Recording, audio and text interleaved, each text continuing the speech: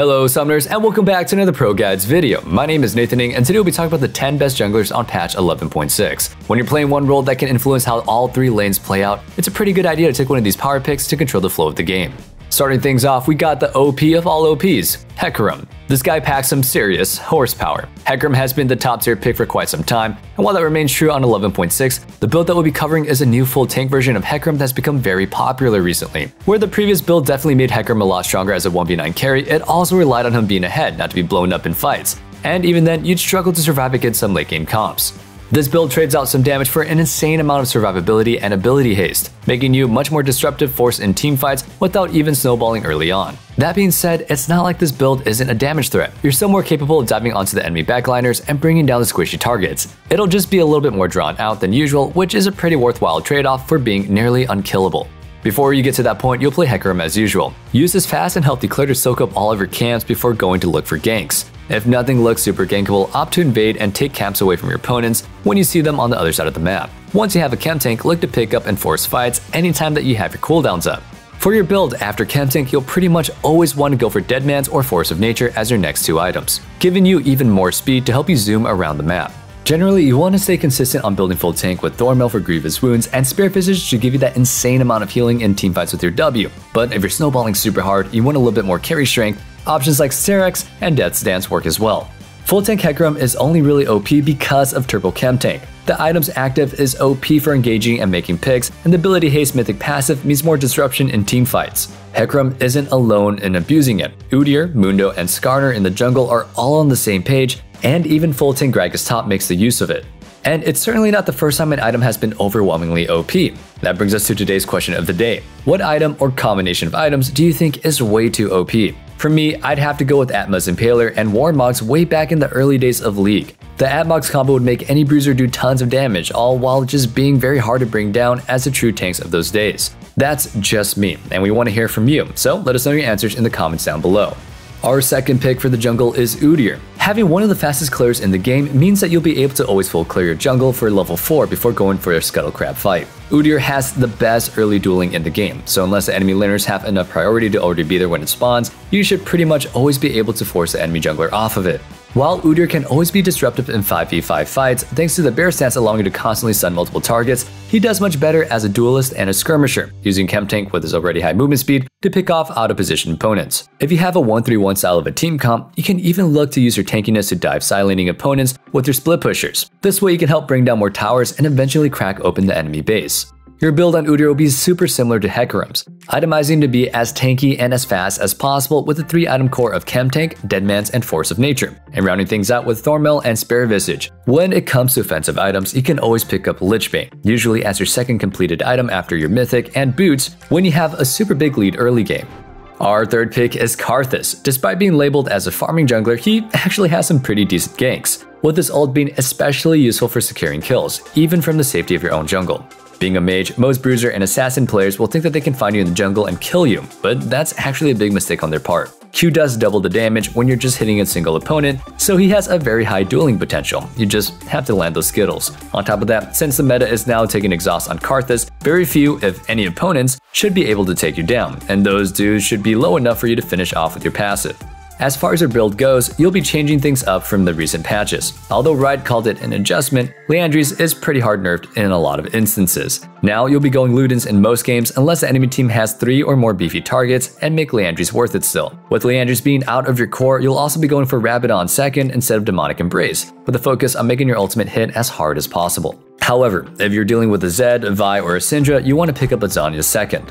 Next up, we have Elise. While we do have her listed as an OP on our tier list, she's a much more volatile pick than our other two OP champs, Hecarim and Udyr. This is because Elise is the very definition of feast or famine. If you use her early game strength aggressively, you can easily solo carry a game by yourself, pulling off gank after gank and snowballing so far ahead that the enemy team can't really do anything, making her the strongest carry in the jungle. On the flip side, if you aren't proactive enough, or you do just get a lead but you throw it and you can't quite close out the game, you'll quickly feel useless, as Elise is entirely useless without full map control. So, how do you actually make her work? Stick to clearing double buffs, wolves, and Gromp, rarely visiting the other more AoE focused camps. This leaves you with more time to spend on pressuring lanes, forcing ganks as hard as possible, and even means tower diving. You'll basically want to snowball so far ahead that the enemy team doesn't even have a chance to get to the team fighting stage of the game, since that's where you start to fall off. For items, you'll build as much damage as possible to burst down your opponents. Pick up an early Dark Seal, and build into Night Harvester and Sork Shoes. At this point, you'll usually go for Lichbane, but if your Dark Seal is fully stacked, upgrade Magi's first. Put up Void, and then if the game goes long enough, pick up Rabadons. Since you're almost entirely focused on one-shotting, you'll really want to substitute any items out, but if you're in a spot where you just can't maintain the Magi stacks, you can swap it out for Zhonya's in your build instead. So, like I said before we got into this, Elise is an incredible pick when played right, and can easily allow you to solo carry the majority of your games on the way up to the ladder. If you're interested in fully mastering Elise and everything else that she has to offer, we'd be more than happy to help. With the ProGuides sub, you can get full access to all of our courses, unlimited chats with our top tier coaches, and if you book a session to even take it further, you'll get discounted rates. And there's no better time than now, because we're offering a pretty big deal. Just use the discount code RANKUP2021 for the 20% of your sub. With all the resources that we offer and your own efforts, you can easily reach your season's goals. Now, we have Graves. Like Karthus, Graves is one of the few farm-heavy jungle carries that can go ahead and survive the 11.4 jungle changes. This is because he's not just stuck clearing his camps. With both burst and sustained damage, mobility, and his smokescreen, Graves is also more than a capable fighter in the early game. You never really have an excuse for not being able to pick up and find your way back into the game. If their lanes are overextending, you should easily be able to pick up a kill or at least summoners. If their jungler is ganking, punish them by invading on the other side of the map and quickly take all of the camps. If you have priority from your laners, you can always look to take Scuttle Crab every single time, or even use the pressure from your laners to invade and bully the enemy jungler out of his jungle. For your build, you'll be itemizing like a marksman. While the lethality build gives a more front-load style of damage to burst down squishy targets with a single combo, this crit-heavy build will give you incredibly hard-hitting autos, giving you higher sustained damage to more consistently carry teamfights. As with most builds, don't cement yourself into the same order that we have above. For example, if the enemy is stacking armor early, pick up LDR third, or if you're dealing with unavoidable CC, pick up Mercurial Scimitar. If you prefer a tankier play for the team type of pick, Nunu is still as solid of an option as ever. With his E and passive, he can easily clear out the AoE camps, while his Q allows him to eat up the large monsters while keeping his HP bar topped off. With its massive true damage, Q also allows you to take early Scuttle Crabs almost instantly and eliminates the possibility of losing dragons and barons to the enemy jungler, as long as you know how to time it with your smite. While running in a straight line might not give you the most creative of ganking options, your Snowball's massive hitbox make it pretty easy to land the knockup on overextended laners, with your E's slow and root allowing you to lock down most champions even if they have flash up. After your E's root, you can use Phase Rush's movement speed to get behind your target and start channeling your ultimate for as long as you can for the slow and damage to set up your teammates for a free kill. While we already gave you the standard build, there's a couple of variants that you can do. Sunfire Cape, Tank Boots, and Deadmans are pretty core, as you'll want to be having survivability and movement speed to start up fights. If you have another frontliner to soak up damage, you can itemize to further support your carries, picking up items like Knight's Vow and Abyssal Mask. If you enjoy the stress-free feel of playing enchanters, but you also want the control that comes with being a jungler, then Ivern is the pick for you.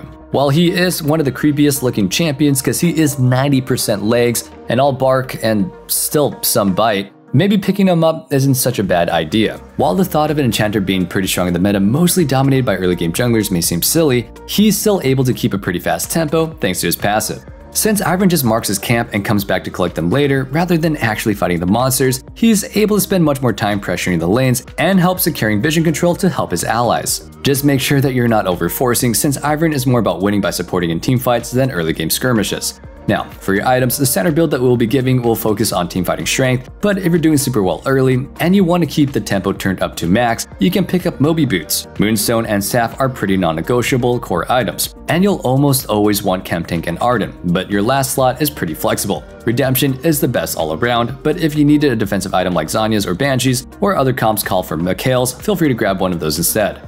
Next, we have Skarner. Despite permanently being an S or A+ tier pick in terms of performance, Skarner is pretty heavily slept on. Whether this is due to his extremely ult-reliant ganks, or just people finding him boring and awkward, if you care about winning, he's definitely still worth picking up. Every time his ultimate is up, it's basically a guaranteed kill as long as you're ganking for a teammate that can burst down the target. Outside of the laning phase, his foolproof catch potential is also the perfect way of guaranteeing free dragons. Just group up as 5, establishing vision before the dragon spawns. When the other team comes up to get vision of their own, use Chemtank and ult and drag them into your teammates for a free pick. For our other chem tank abusing junglers, you'll always want to stick with the core build of chem tank, Deadman's, and Force of Nature for as much catch potential as possible. You'll generally go Lucidity boots, but if you really need a tank option, opt for that one instead. Thornmail is also good since your ultimate will apply the enhanced 60% grievous wounds. Stoneplate's active lets you survive diving all the way to the enemy backline and picking off the target, but you can also opt for Abyssal Mask instead. The increased damage against your ult to target can be especially good, especially if you're having to use your ult to peel beef your champs that are diving your backline rather than ulting the squishy carries. Getting back to the more carry-oriented picks, we have Khazix. When it comes to snowballing assassins, he's pretty much every ADC's and control mage's worst nightmare. At least in the case of other assassins, you can see them coming at you, even Rengar's ultimate as an indicator. But with his stealth and the range of his evolved jump, Khazix can attack you from anywhere, and oftentimes you're dead before you're even realizing that he's hitting you, especially if your team doesn't have complete vision control. This champion definitely bugs you. Most assassins will blow up their single target with the combo and then run away. But Khazix is able to stay in the fight with resetting jumps and multiple stealths that he gets from his ultimate and Duskblade. He can go from target to target without much counterplay when he's fed enough. For your build, you'll be stacking as much lethality as possible in most games and looking to catch out squishy targets as they rotate to fights. You can pick up Edge of Night before Sorrel does if you need to block up a specific disengage tool like Vayne's Condemn or Janus Tornado. And if you need Grievous Wounds, pick up a Chemtank Chainsword. Finishing things off, we have Viego. Compared to the other champions on the list, he has much less presence in the early game. His clear is definitely healthy, but it lacks the speed of some of the other champions, and he's only really able to gank super overextended opponents since he lacks real mobility. This is also difficult because his CC is short range, single target, and can be blocked by minions. So why is he on this list if we're just listing his weak points? Because even with all of his shortcomings in the early game, he's an overwhelming champ to deal with once he gets past that point in the game. If you do manage to make it so that your 2-item core and the game isn't completely in shambles, odds are you'll start carrying the fights with ease. The best thing about Viego is that he's able to shred through tankier targets or burst down squishies, meaning that you can also aim to take down the most fed opponents. And once you do that, your passive will turn your opponent's best hope of winning into a weapon to completely crush them. In the jungle, you'll always want to grab Kraken Slayer first, then finish Blade of the Ruined King, as opposed to the lane build which switches the order. For boots, I generally recommend going for the tankier options, but if you're feeling confident, Berserker Greaves are definitely a viable option. Your core build gives you a lot of damage, and most of the time you'll want to start building into slightly tankier items that can help you survive long enough to use your passive. Generally, those 3 items will be Death Stance, Sterak's Gauge, and Spirit Visage, but feel free to swap out a couple of them here and there. If you're dealing with a particularly AD-heavy team, Randuin's Omen is still a good option. Against mage-heavy teams, Maw of Malmortius is generally better than Sterak's Gauge. And that's it for our top 10 junglers on patch 11.6. Hope you guys enjoyed the video, and if you did, make sure you sub so you never miss out on our meta guides, so you're always in the loop on what's the best pick. Remember, let us know what item or item combos that you think was the most OP down in the comments below. And one last thing, don't forget to check out our Discord in the description box below where we can discuss League further, or just hang out and be a part of the community. I can't wait to see you guys back in our next video, but until then, stay safe, stay healthy, and have a wonderful day. Peace.